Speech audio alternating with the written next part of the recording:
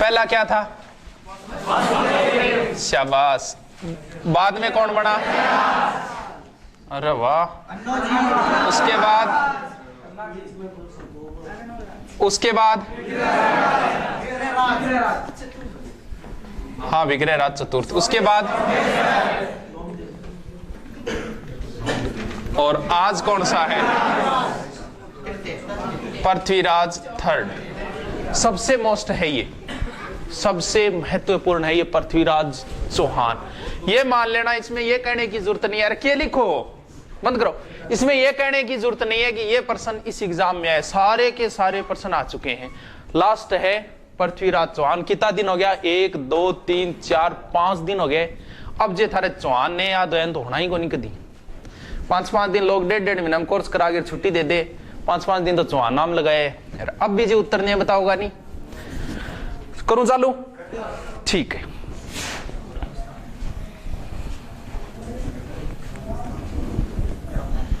ये हो गया अजमेर। और अजमेर का शासक आज कौन है?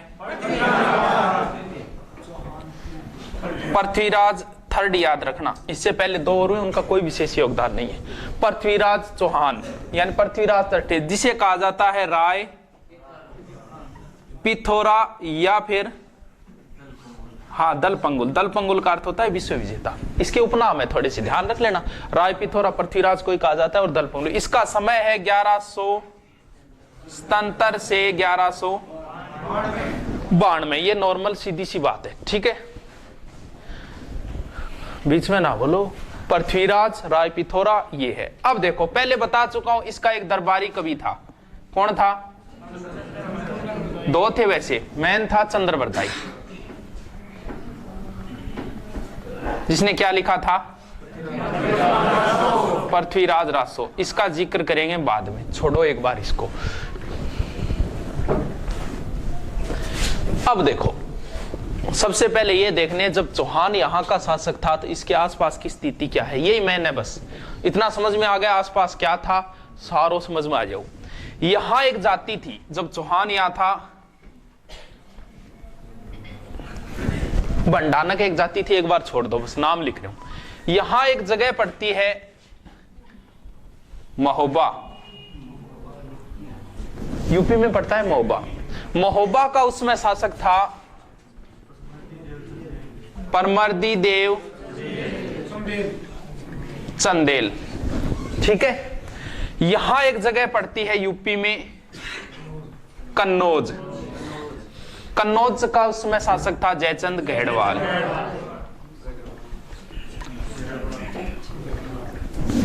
ठीक है, और यहां पड़ता है गुजरात है, और यहां का उसमें शासक था भीमदेव सेकंड। बस ये इतना समझ में आ गया, पूरा चौहान समझ में आ जाओ। देखो, अभी पूछे जो एलडीसी एग्जाम हुई थी ना, उसमें पूछा था पृथ्वीराज के समय गुजरात का शासक कौन था? चालुक्य शासक था, ये चालुक्य जाति भीमदेव सेकंड, सीधा सा पूछा था। यानी जब यहां पृथ्वीराज था, उसमें यहां एक जाति थी बंडानक, यहां महोबा परमर्दी देव चंदेल, कन्नौज का जयचंद गढ़वाल और गुजरात का था। अब करा शुरू, नॉर्मल बातें आसपास की। देखो क्या है, बंडानक एक जाति है जो उधर सतलज से आई है, सतलज नदी है ना, उधर से आई थी। इस जाति की मतलब ई तरीके की जी खेत में अपने पड़ोसी हो नहीं, खेत को थोड़ा सा ध्यान नहीं देता है, थोड़ी सी न्यू आगे सरकार लेगा सिंह हो नहीं, बी टाइप की सी थोड़ा सा ध्यान नहीं दो, धीरे धीरे धीरे धीरे आगे बढ़ना चालू हो गया। अट तक आ गया अलवर भरतपुर मथुरा। तो अणके पृथ्वीराज ने पतो चालियो, पृथ्वीराज यहां से गया 1182 में और बंडानका नठू बजा दिया। बस इतो योगदान है। यानी बंडानकों का दमन कब किया, बस इतनी ध्यान रखने और की ध्यान करना।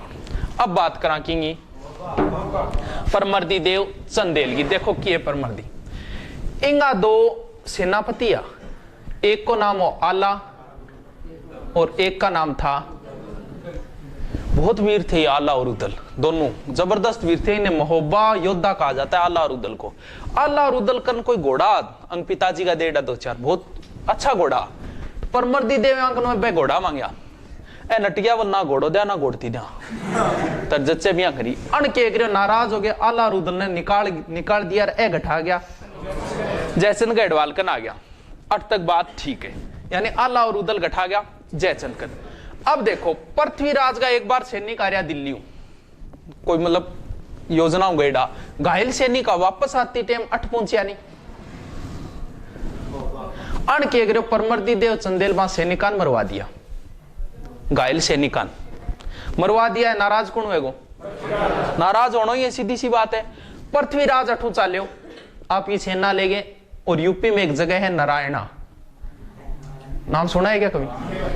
नारायण में पूछो, इनने भाई साहब की हालत खराब क्यों, पृथ्वीराज का मुकाबला करने की हिम्मत नहीं थी। अण के करो आला और उदल ने पाछा बुलाया, और कोई बात नहीं मेरी गलती होगी थी, वापस आओ। आला और उदल दोनों आया और सेना गठागी, इधर पृथ्वीराज की सेना है, इधर इनके बीच में युद्ध हुआ था। उस युद्ध का नाम है हाँ तुमुल का युद्ध। कब हुआ? क्या हुआ युद्ध? तुमुल का युद्ध 1182 में। देखो इसमें पृथ्वीराज विजय हुआ था। आला और उदल दोनों बहुत वीर थे। इनको लड़ते हुए कवि ने देखा था, जगनिंग जगनिंग नाम का था। उसने कहा था कि 12 वर्ष कुकर जिए, 13 वर्ष सियार, वर्ष 18 क्षेत्रीय जिए, बाकी जीवन धिक्कार। समझ में आयोगे? 12 वर्ष कुकर जिए, 13 वर्ष सियार, 12 साल कुत्ता जीता है, 13 साल सियार जीता है। 12 वर्ष कुकर जिए, 13 वर्ष सियार, वर्ष 18 क्षेत्रीय जिए, बाकी जीवन धिक्कार। यानी राजपूत हमेशा योद्धा की तरह जीता है, 18 साल का जैसे युवा लड़ता है ना वैसे, और बाकी जीवन की है धिक्कार है। यानी बस इतनी ध्यान रखनी, ये लाइन किसके लिए कही गई है? किसने गई थी? जगनिक ने कही थी। महोबा विजय हो गई, बंडानकों का दमन हो गया। अब आते हैं यहां, मैन यही है बस बात। जयचंद का एक छोरी पुत्री थी, लड़की थी, उसका नाम था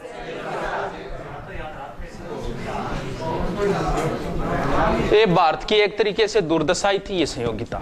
देखो क्या हुआ, इसकी वजह से ये मान लो यहां सब कुछ हुआ। मुस्लिम सत्ता इसी की वजह से आई। संयोगिता एक बार गई डी नांदेरे, इंगो नांदेरो गठाओ, और इंगो भी नांदेरो गठाओ। पृथ्वीराज भी दिल्ली आईड और संयोगिता भी दिल्ली आईडी, तो भी नांदेरे टाबर ने नहीं भेजना चाहिए, गलत बात। इंग बाद में लोग नांदेरे भेजना, नांदेरे टाबर बिगड़ जाए। बट्टे पृथ्वीराज और संयोगिता के बीच में प्रेम संबंध हो गया, यानी आपस में मोबाइलों को आदान प्रदान हो गया। पर्ची पर्ची को फेंकी, संयोगिता ले ली, नंबरा फोन फान बात चाले। ये बात को पतो चालियो और संयोगिता लिया यो, वो भी आ गयो। ये हादसा तो किसी दिन गुजरना ही था, ये हादसा तो किसी दिन गुजरना ही था। मैं बच भी जाता लेकिन एक रोज तो मरने वाला था। मेरा नसीब, मेरे हाथ कट गए, वरना मैं तेरी मांग में सिंदूर भरने ही वाला था। अभी पृथ्वीराज जी पाछा आ गया, आपको समूह ले गए। अब ठीक है, तक बात कोई बात को नहीं, बिछड़ गया। लेकिन इसने क्या किया? पृथ्वीराज की बेइज्जती करने के लिए संयोगिता का रख दिया स्वयंवर का अर्थ होता है मतलब खुद ही पति चुनती है। और स्वयंवर में क्या किया? जयचंद सारे राजाओं को बुला लिया, कोई बात नहीं बुला लिया, लेकिन किसको नहीं बुलाया? अट तक ही ठीक है, कोई बात नहीं, कौन बुलायो कौन बुलायो। अब क्या करियो ने जट्ठे चंपल को लेकर नहीं राजा बठन पृथ्वीराज की एक मूर्ति बना के खड़ी कर दी है? चलो आई ठीक है, कोई बात को नहीं। अब संयोगिता आई, सगड़ा राजा बैठा, बन छोड़ गए। सुन साहिबा सुन, प्यार की धुन, मैंने तुझे चुन लिया, तू भी मुझको चुन। अब भाई संयोगिता माड़ा किंग गाल दी। अब भाई राजा एडा वे बिचर गया, बोले तेरे छोरी टांको गड्डी नाका पीटो मान बुलाएगी, तेरा तरीको थोड़ी हो कोई। वह राजा बिचर गया, चले आ गया। अन जयचंद के करियो, इस संयोगिता ने कमरे में बंद कर दी। ई बात को पतो चालियो पृथ्वीराज चौहान ने। अब देखो भी, अब आना ही पड़ेगा। ये कुछ सेना लेके आया था यहां से, इसका मित्र था ये चंद्रवर्धा। इसने मना भी किया था बहुत कि जयचंद बहुत शक्तिशाली शासक है, इसके साथ पंगा मत लो, लेकिन ये नहीं माना, प्रेमी हो। ये आया, आके यहां लड़ाई भी हुई थी इनकी, और ये संयोगिता को उठा के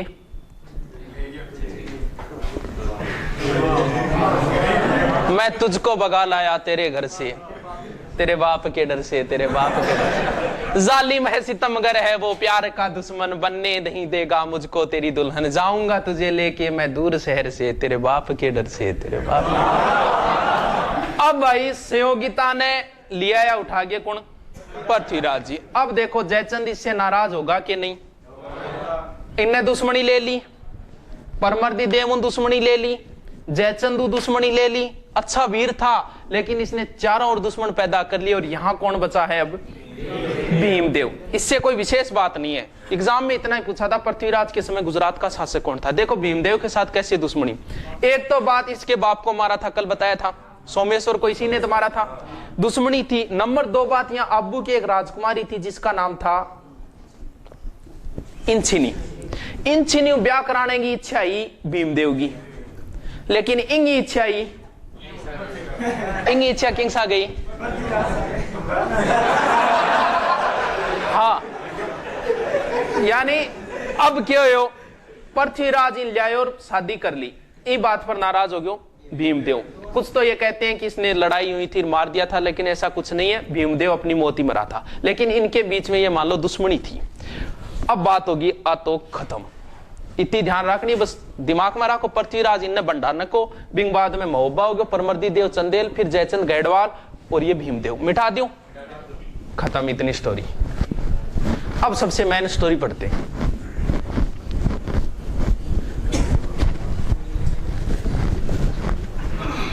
पृथ्वीराज बहुत मोस्ट है, सबसे मोस्ट है पृथ्वीराज।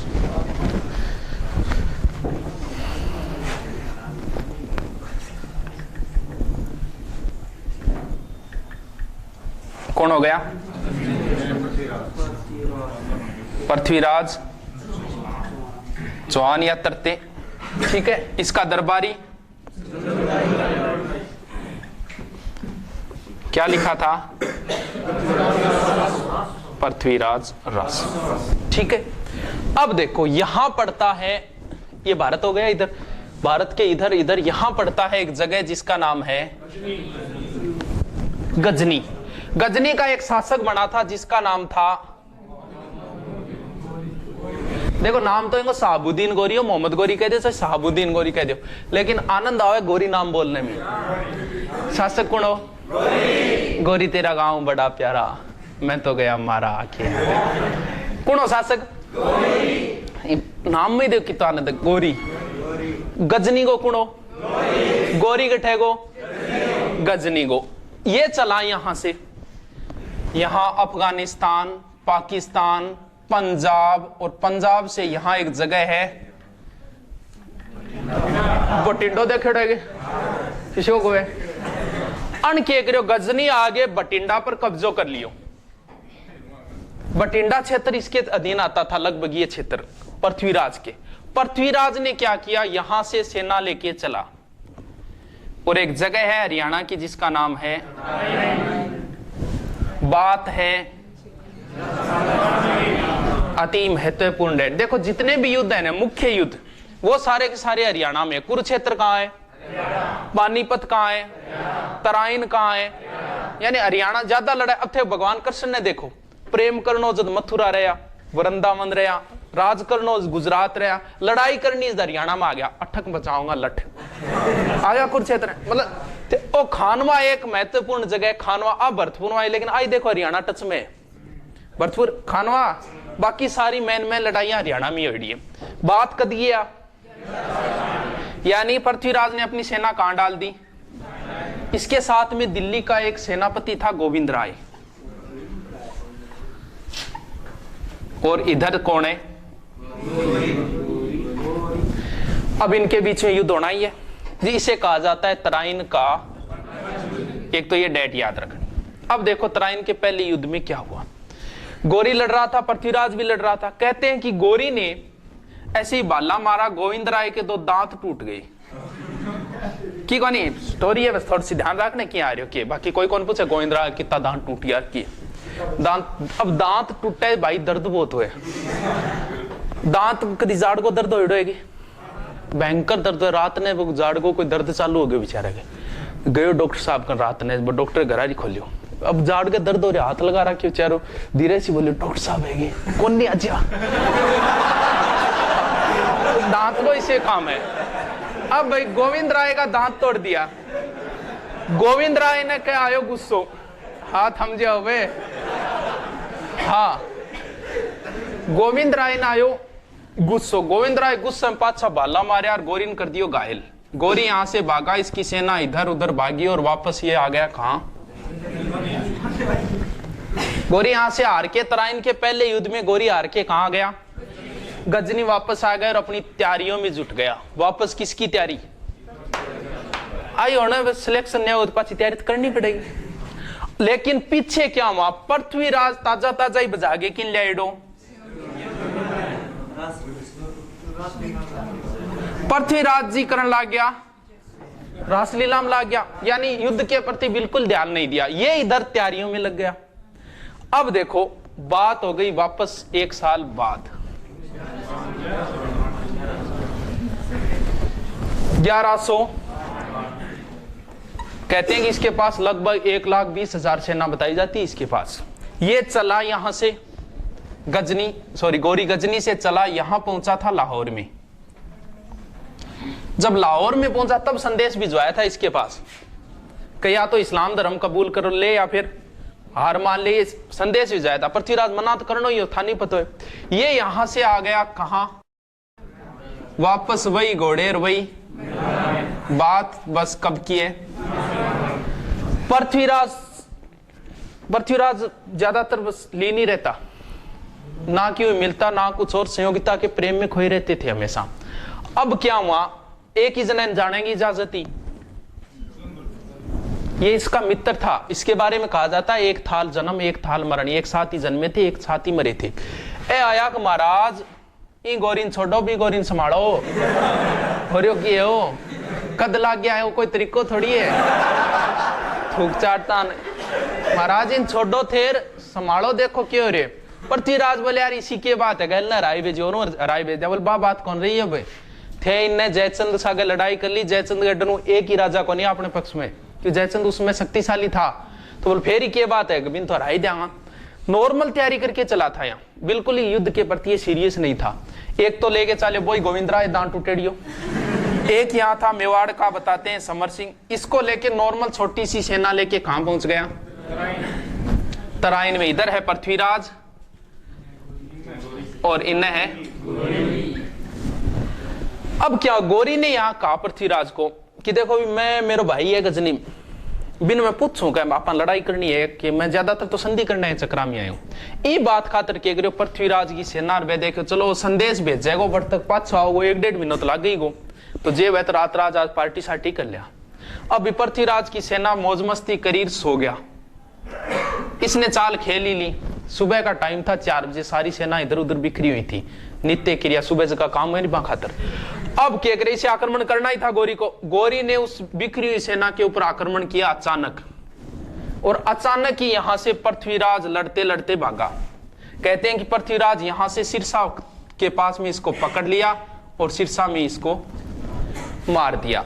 ये बात अधिकतर इतिहासकार इसी को मानते। पृथ्वीराज कौन से युद्ध में हार गया, तराइन के सेकंड युद्ध में, यानी कौन जीत गया। अब ये 2 मोस्ट युद्ध ही मोस्ट है इसमें, तराइन का पहला दूसरा बार बार पूछा जा चुका है, यही ध्यान रखना है बस इसमें। तराइन का पहला 91 में जिसमें पृथ्वीराज जीता, और दूसरा 92 में जिसमें कौन जीता।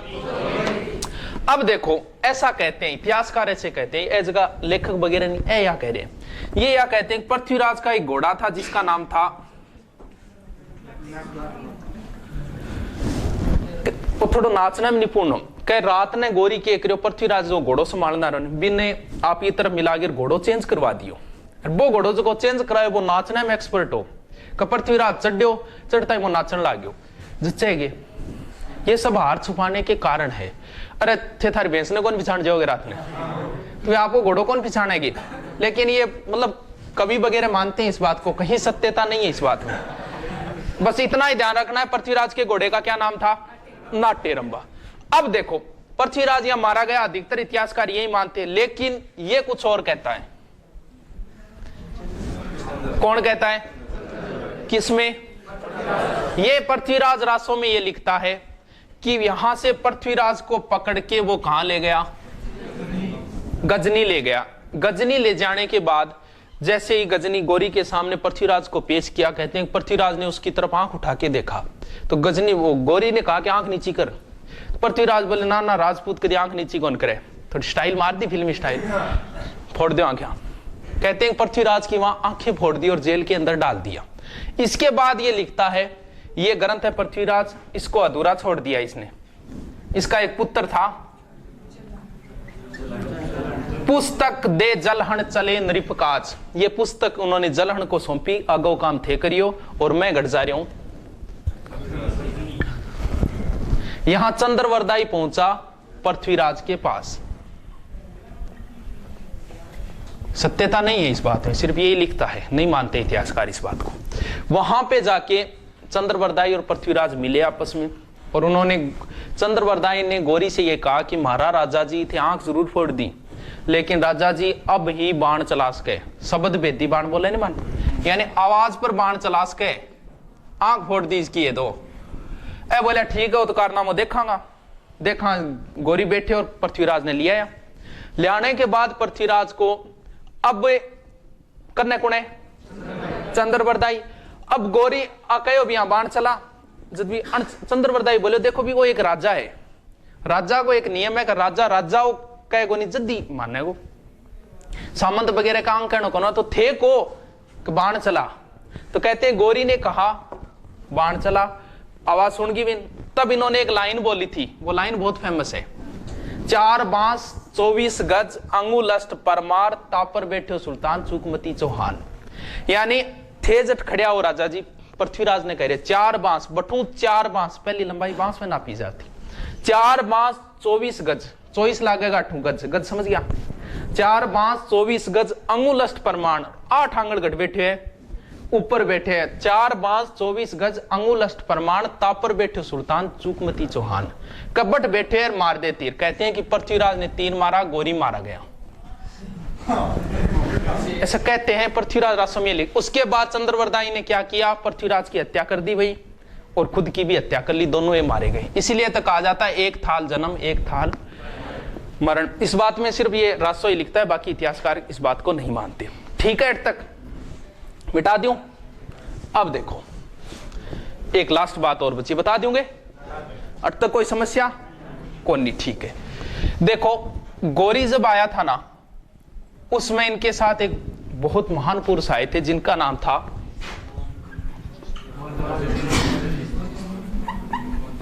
ख्वाजा मोइनुद्दीन चिश्ती। इनका जन्म कहां हुआ था, ख्वाजा मोइनुद्दीन चिश्ती का जन्म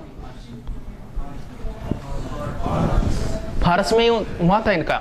ऊंटों का काफिला और पैरों के निशान देखकर ख्वाजा फारस से आ गए राजस्थान देखकर, यानी फारस उंगठाया है, राजस्थान आए थे। देखो बार बार क्या पूछा गया, किसके साथ आए थे, कभी नहीं पूछा जाता कि ख्वाजा मोइनुद्दीन चिश्ती किसके साथ आए थे, हमेशा ये पूछा जाता है ख्वाजा मोइनुद्दीन चिश्ती किसके समय भारत आए थे, क्योंकि अपनी इज्जत बढ़ानी है। तो यानी ख्वाजा मोइनुद्दीन चिश्ती किसके समय भारत आए, बस यही बात ध्यान रखनी है। किसके साथ आए ये कभी नहीं पूछा गया। यहां ये आए और यहीं उनकी वफात हो गई थी, वफात बोले मुसलमानों में मृत्यु को, यहीं उनकी मृत्यु हो गई थी। कहां, यानी ख्वाजा मोइनुद्दीन चिश्ती की दरगाह कहां है, अजमेर में। एक ये प्रश्न बार बार पूछा गया, ख्वाजा मोइनुद्दीन चिश्ती की दरगाह कहां है। ये जो है ना, ये अपने गुरु को कहते हैं, यानी मुसलमानी भाषा चिश्ती संप्रदाय में गुरु को क्या कहा जाता है। कभी सुना नहीं क्या, मेरे पीर नू मनावा रब्बा, मेरे पीर दास जिदा करा ना गुरुजी, ओ कौन सुने, वो सुने पड़ो सुना जा जा जा काम ही चीज दावा कभी सुनी को नहीं। पीर क्या न बोले, मुरीद क्या न बोले, यानी चिश्ती संप्रदाय में गुरु के बोले, शिष्यन के बोले, और जो उत्तराधिकारी यानी अगान अरबिन के बोले, वल्ली बोलते हैं, उत्तराधिकारी को वल्ली बोलते हैं। ये दरगाह जो है ना, इसके लिए जमीन दी थी जगत सिंह ने। हाँ, जमीन, दरगाह की शुरुआत करवाई थी इल्तुतमिश ने, रटनो है, पूरी करवाई थी रटनारी चीज है। यहां पर 1 से 6 रज्जब उर्स लगता है, ये भी पर्सन मोस्ट है। बाकी बार बार ये पूछा गया ख्वाजा मोइनुद्दीन चिश्ती किसके समय भारत आए थे, किसके समय आए थे? पृथ्वीराज रासो। मिटा दूं। अब बताओ भी पृथ्वीराज में किंग है समस्या है। पूरा चौहान कंप्लीट हो गए, वासुदेव ले गए पृथ्वीराज तक 5 दिन लगे। अब जे थारे समझ में नहीं आए नहीं तो थाने ब्रह्मा जी आगे सिखा दी, ये बोला थारे समझ में नहीं आना है। यूं बढ़िया समझ गया हो गए थे, समझ गया नहीं? हाँ, हम जैसा कहीं आपको दिलबर ना मिलेगा। आपने जिसो मास्टर कौन मिला हो, फिर अब पढ़ लिया ढंगो जगह सागे पढ़िया नहीं बैठ, ठीक है। दोबारा कभी कौन पढ़ाई जाएगा चौहान? कुरुक्षेत्र में कभी दोबारा चौहान नहीं पढ़ाया जाएगा। हाँ, कभी नहीं पढ़ाया जाएगा। सीढ़ी है दे देंगा, घरे देख बकरियो, घरे देख लिए तो आई चीज है। इसके अलावा कुछ नहीं बचा है चौहानों में। चौहानों को इससे बाहर कोई क्वेश्चन नहीं आएगा। अब चौहान बचे हैं हमीर और एक जालोर वाला बचा है, बस वे 2 बचे हैं। तो बात होगी पूरी। अब लिखना पड़ेगा। कट मार के लास्ट याद